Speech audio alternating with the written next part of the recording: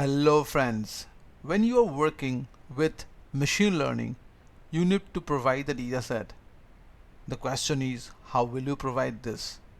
Well, it's not the best practice of writing the path directly in the code. Rather, you should have a browse button and let the user decide which particular data set he or she wants to upload. In this particular video, that is what we are going to do. So let me take you to the browser. Okay, let's check out, let the server get started. So here we are, the server started working. So now let's come to the browser and let's reload the page. And as I do that, you see a very neat and clean interface through which we can select a particular file. And as I select the file, we have got a good number of CSV file which we will be uploading it. Now the question is, this CSV file is present in my system. If I select and upload one of the CSV files, that will get uploaded inside the server, but the question is where it would be getting stored, and that's where Django media folder comes in picture. So media is a particular folder which Django application makes use of, within which all the file you are uploading will be getting stored. Now this particular media folder which you have created, well, I have to create literally. How exactly Django will get to know about this? So for that reason, inside your settings.py, you have to write a couple of these lines. So there is a media folder, and that will be tracked by this particular /media/ in the URL form, and this folder will be associated with your base project directory.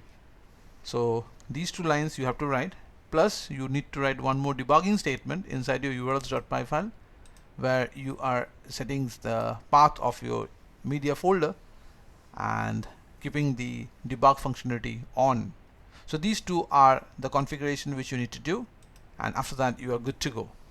So once I open my browser and wrote localhost 8000, it will come to the urls.py and it will come to this particular app called Pages. So let's get into the Pages, and over here we have got urls.py, and this would take us to the view called upload file. So this is the view that is responsible for opening the interface. Well, at the very beginning I didn't click on the if, so for that reason it would directly go to the template directory where there is a pages, and inside that home.html is there, and that would get open right over here, and this is the content which we are seeing in the browser right now. So this is the content that you are seeing. So you have the permission to select one of the CSV file, but before that I want to show you one more thing. See, the file will be getting stored inside the media folder, and if I expand this folder right now, you don't see any file inside media because no file has been uploaded yet. So let's upload a file and let's see what happens thereafter.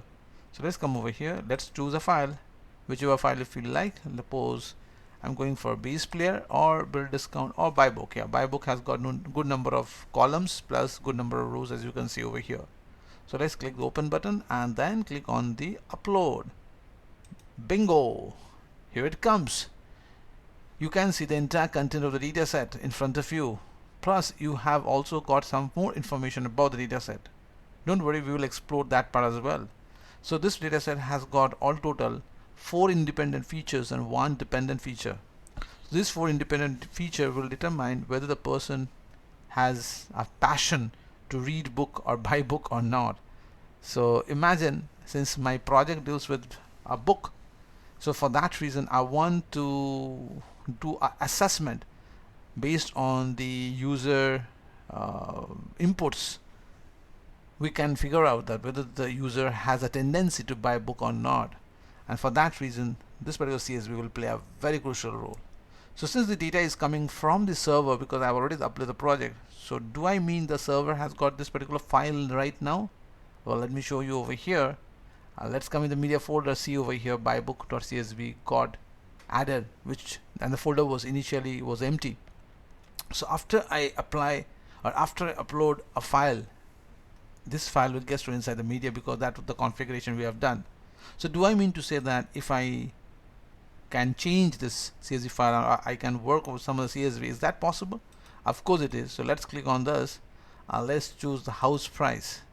See, it has got couple of columns only, but good number of rows are there. So let's click on the open button and let's click on submit button. As I do that, great, you are seeing another data set, and the previous data set is all gone, and this data set is going to have information related to this particular file. So as you're uploading the file, as you're uploading the CSV file, the new data that is there in CSV file, that will get displayed right over here. And how many rows are there? Total 19 rows are there. 0 to 18 means 19 rows are there, so you can easily count that. So it's very neat and clean. So how exactly this is working? Well, for this reason you need to take the help from Pandas.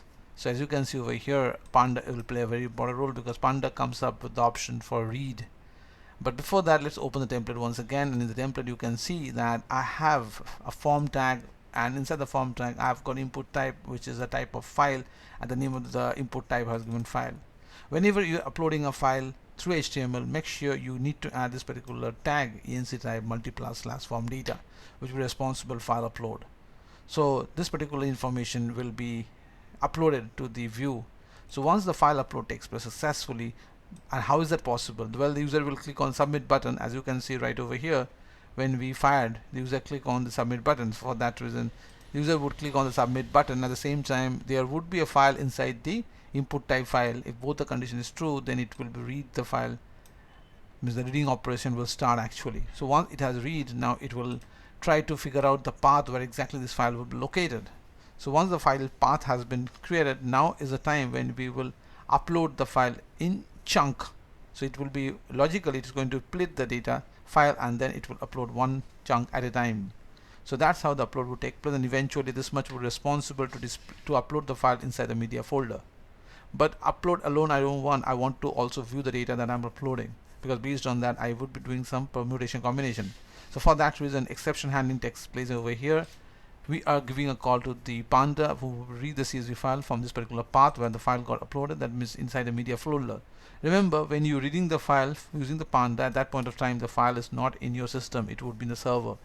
Django is basically a server-side programming language, so this particular file will be there in the server. So for that reason, I need to mention Panda, the file path where exactly the CSV file is present. So once it finds the path, it performs the type conversion. It converts the Pandas data frame into HTML format so that I can see the data. And over here I have given the call to the bootstrap so that it looks good. And index equals to true means I want to see these particular row numbers. So if I make index equals to false, then this row number won't be there. Well, you can give a try on this after from your side as well. So that's how this particular thing is working. Now let's continue. And then what I'm doing, I'm creating a dictionary over here.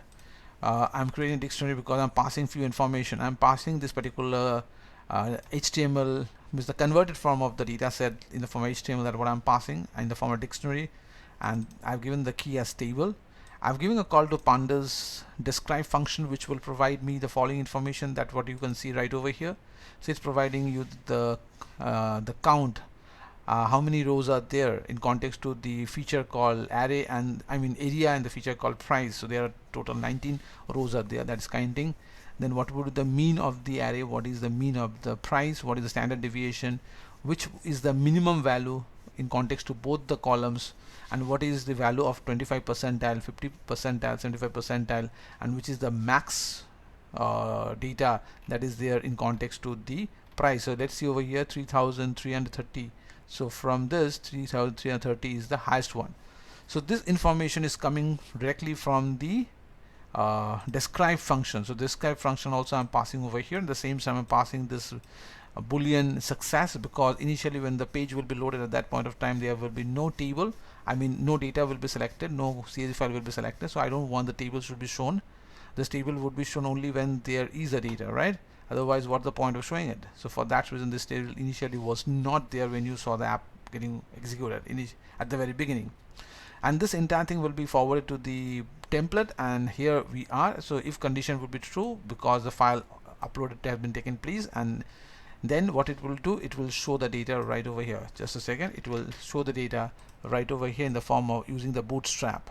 And at the same time I need to also run iteration so that I can show what the content of describe is, and since there are multiple rows are there, so iterative rows property will be added, and it would provide two things. It will provide the heading, it will provide the value. As you can see in the output, it is providing both. It's providing the heading, at the same time it's providing the output. So for that reason you have to come up with two properties, the status and the row. And then it is printing the heading. As you can see over here, it just printed the column name. So what are the columns that are there? So in the output you can see these are the columns that is there. So this column got printed out, okay, or this column got printed out right over here.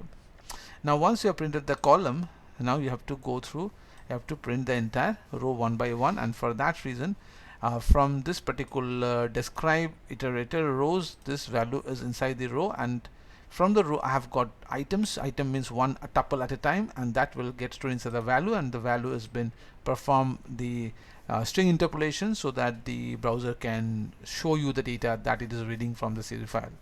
And that's how eventually the entire content came right in front of you. So you understood that how exactly you can read data from the CSV file. And right now we just uploaded how many CSV file? You can see there is 2 file upload had been taken place. Well, why not one more before we wrap this video? So let's come over here, let's choose one more file, and let's go for weight. It's just a 2 column data. And click on the open, and as I click on the upload button, immediately the display gets changed, and now you are seeing the content of the file which I just now uploaded, and that file is also present inside the media folder, that is a weight.csv. So remember, this entire file upload is taking place in the backend side, so you have to store the data inside the backend, and that's where the media folder comes in picture, and we already did the configurations of the settings.py file.